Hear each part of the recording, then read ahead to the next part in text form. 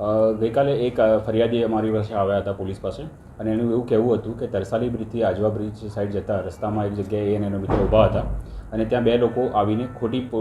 પોલીસની ઓળખ આપી અને એને દમ માર્યો અને ડરાવ્યો કે ભાઈ તું શું કરે છે અહીંયા કેમ ઊભો છે, કયા કામથી આવ્યો છે, એનું ચેકિંગ કરી, તપાસ કરી અને એ રીતે એને ડરાવીને કે હું પોલીસ છે અને તારી તપાસ કરીશું, પોલીસ સ્ટેશન લઈ જઈએ, ચાલ તને પોલીસ સ્ટેશન લઈ જઈએ છીએ એવું કરીને ડરાવીને એની પાસેથી 20,000 રૂપિયા ગૂગલ પે કરીને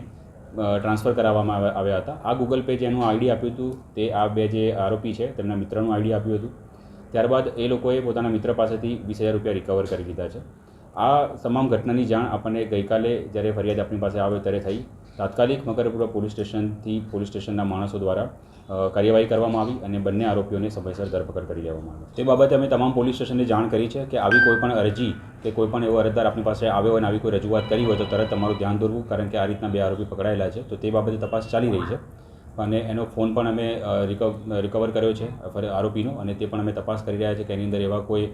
બ્લેકમેલિંગ કરતા વિડીયો કે એવું કંઈ હોય જો સામે આવે તો એના પણ આગળ કાર્યવાહી ચોક્કસ કરવામાં આવશે.